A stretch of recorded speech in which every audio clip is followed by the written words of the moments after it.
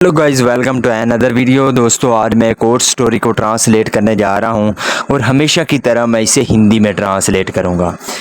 तो आज की जो स्टोरी है ये एक इमोशनल स्टोरी है। इस स्टोरी में मैं आपको वर्ड बाय वर्ड मीनिंग के बारे में बताऊंगा और साथ में ग्रामर के पार्ट को भी कवर करूंगा। तो आपसे गुजारिश है वीडियो को लास्ट तक ज़रूर देखिएगा ताकि आप इसको अच्छे तरीके से समझ सकें। तो वीडियो शुरू करते हैं। वीडियो का जो टाइटल है वो है द एप्पल ट्री। एप्पल कहते हैं सेब को, ट्री कहते हैं पेड़ को। तो द एप्पल ट्री इसका मतलब हुआ सेब का पेड़। तो ये था हमारा टाइटल। इसको मजीद पढ़ते हैं। लॉन्ग टाइम अगो, काफ़ी समय पहले, there was a huge apple tree. ये हमारा सिंपल पास्ट का सेंटेंस है। जब वाज या वर्क के साथ नॉन या एडजेक्टिव को लेकर वाक़या बनाया जाता है तो वो हमारा सिंपल पास्ट का वाक़या कहलाता है। तो there was a huge, huge का मतलब होता है बड़ा, बहुत बड़ा। तो एक बहुत बड़ा एप्पल ट्री, आम सेब का पेड़ था। यानी कि काफ़ी समय पहले एक बहुत बड़ा सेब का पेड़ था। A little boy love to come and play around it every day. A little boy, एक छोटा लड़का, लव टू कम, उसको आना पसंद था, एंड प्ले और खेलना पसंद था, अराउंड इट एवरी डे, यानी कि जो वो पेड़ था उसके आसपास लड़के को आना और खेलना पसंद था। He climbed to the tree top. Climb का मतलब होता है ऊपर चढ़ना। तो यहाँ पे सेकंड फॉर्म है क्लाइम्ड। तो वो चढ़ता था टू द ट्री टॉप, यानी कि जो पेड़ था उसकी टॉप पर चढ़ता था। एट द एप्पल, ईट की सेकंड फॉर्म है एट, और जो सेब थे वो खाता था। एंड टोक का नैप, नैप का मतलब होता है हल्की सी नींद लेना, और वो नींद लेता था अंडर द शेडो, छाया में, यानी कि जो पेड़ की जो छाया थी उसके नीचे वो थोड़ी क्या करता था, नींद लेता था। ही लव्ड द ट्री, उसको पेड़ पसंद था। And the tree love to play with him, और जो पेड़ था लव्ड, उसको पसंद था, टू प्ले खेलना, विद हिम उसके साथ, यानी कि उसको पेड़ पसंद था और पेड़ को उसके साथ खेलना पसंद था। एज टाइम वेंट बाई, जैसे समय गुजरता गया, the little boy grew up, जो छोटा लड़का था, ग्रीव अप, ग्रो अप की सेकंड फॉर्म है ग्रीव अप, जिसका मतलब होता है बड़े होना।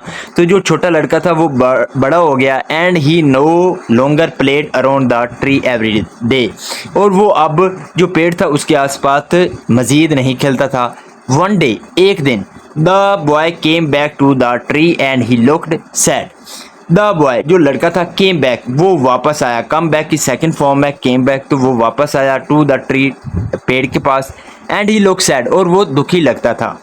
कम and play with me, come आओ, एंड प्ले और खेलो, विद मी मेरे साथ, यानी कि आओ और मेरे साथ खेलो। The tree said to the boy, जो पेड़ था उसने लड़के से कहा। I am no longer a kid who plays around trees.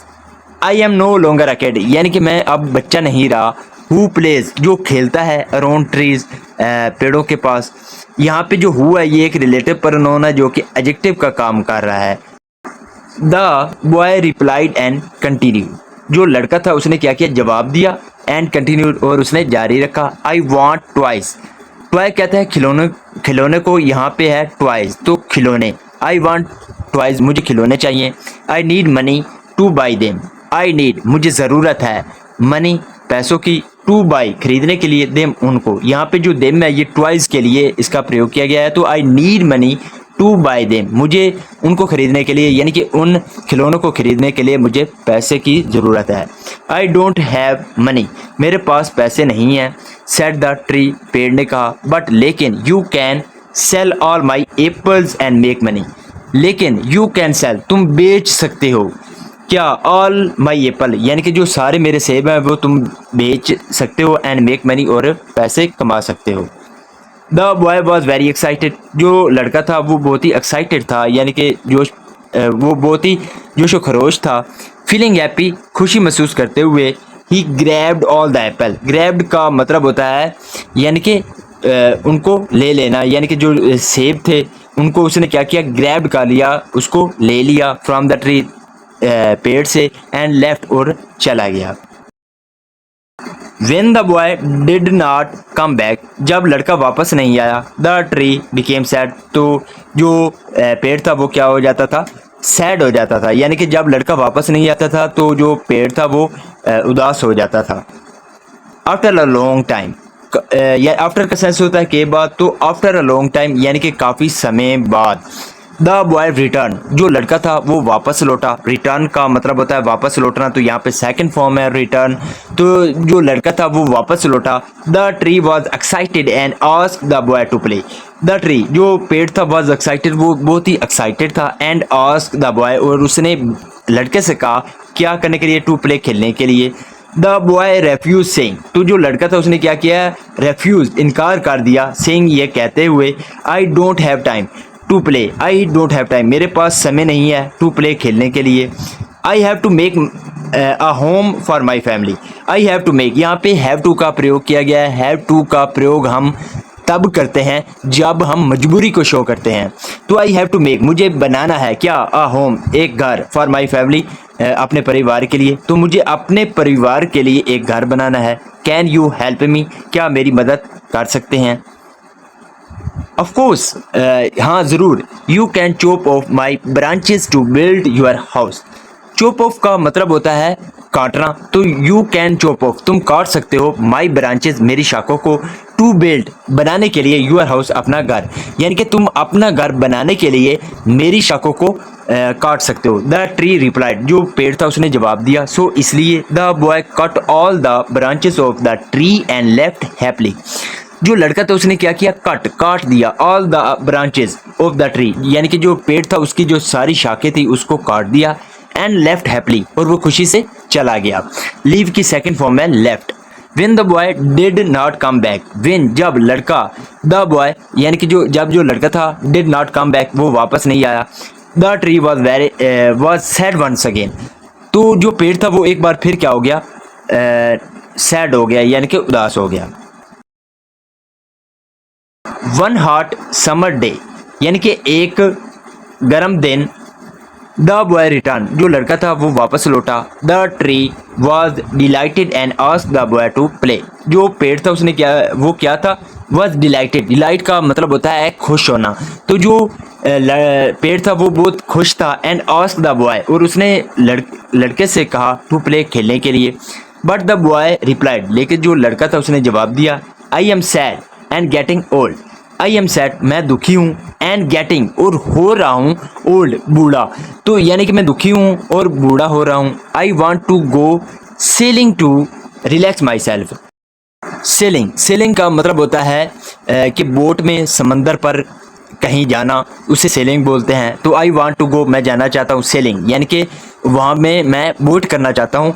To relax my self, खुद को रिलैक्स करने के लिए मैं क्या करना चाहता हूँ, उस पर जो समंदर है यानी कि उस पर सेलिंग करना चाहता हूँ। Can you give me a boat, can you give me, क्या आप मुझे दे सकते हैं, अ बोट, बोट कहते हैं कश्ती को, तो क्या आप मुझे एक कश्ती दे सकते हैं। Use my trunk to build your boat. Trunk का मतलब होता है तना, तो यूज़ माई ट्रंक यानी कि मेरे तनों को इस्तेमाल करो, टू बिल्ड, बनाने के लिए, योर बोट, अपनी कश्ती, अपनी कश्ती को बनाने के लिए मेरी तनों को इस्तेमाल करो। द ट्री रिप्लाइड, जो पेड़ था उसने जवाब दिया।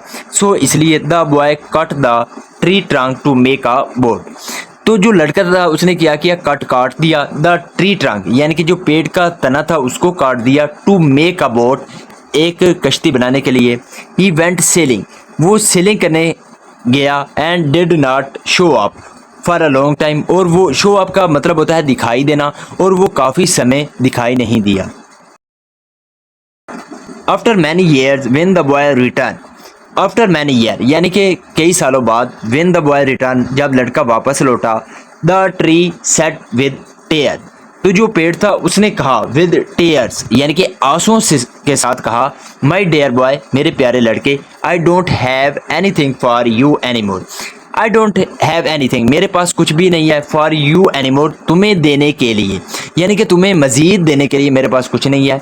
No more apple for you to eat, यानी कि और ज़्यादा सेब नहीं है, फॉर यू, तुम्हारे लिए, टू ईट, खाने के लिए, यानी कि तुम्हारे खाने के लिए और सेब नहीं है। And no more trunk for you to climb on, यानी और मोर यानी कि ट्रंक, और मज़ीद जो तने हैं वो नहीं हैं तुम्हारे लिए चढ़ने के लिए।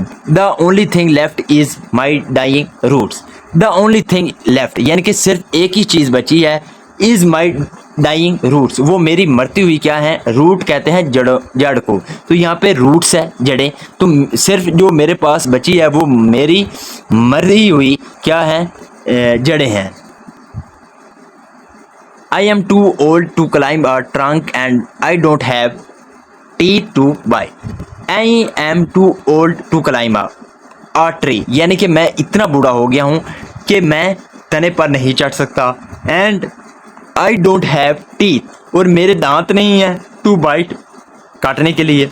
I am tired after all these year, I am tired, मैं थका हुआ हूँ। आफ्टर ऑल दीज ईयर यानी कि इन जो सालों में मैं थका हुआ हूँ। ऑल आई नीड नो, अब जो मुझे ज़रूरत है, is just a place to rest, वो एक जगह की है क्या करने के लिए, टू रेस्ट, आराम करने के लिए। द बॉय रिप्लाइड, तो लड़के ने जवाब दिया, good, an old tree root is the best place to lean on and take rest. An old tree root, एक बूढ़े पेड़ की जो क्या है, रूट है यानी कि जड़ है, इज़ द बेस्ट प्लेस, वो बहुत सबसे अच्छी जगह है, टू लीन, आराम करने के लिए, on lean on and take rest, और आराम करने के लिए। यानी कि अच्छा है कि जो बूढ़ा पेड़ है उसकी जो जड़ें हैं वो एक बहुत ही अच्छी जगह है आराम करने के लिए और लेटने के लिए। लीन ऑन का मतलब होता है लेटना। Come come sit down with me and rest, यानी कि आओ आओ और मेरे साथ बैठो और आराम करो। सेट द ट्री, पेड़ ने कहा। The boy sat down and the tree was glad and smile with tear, जो लड़का था सैट डाउन, वो बैठ गया। सेट डाउन की सेकंड फॉर्म है सैट डाउन, तो वो बैठ गया। And the tree was glad, और जो पेड़ था वो खुश था। एंड स्माइल्ड, और वो मुस्कुराया विद टेयर्स, आंसुओं के साथ।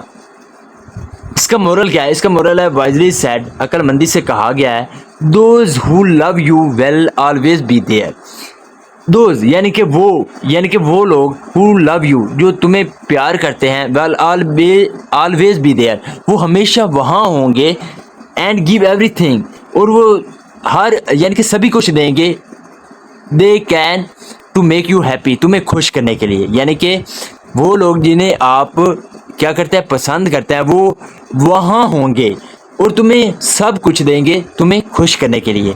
So this is the video guys. अगर आपको ये वीडियो पसंद आई हो तो इस वीडियो को लाइक कर दें, चैनल को सब्सक्राइब कर दें ताकि इसी तरह की आने वाली वीडियो आप तक पहुंचती रहे। Have a nice day, good bye.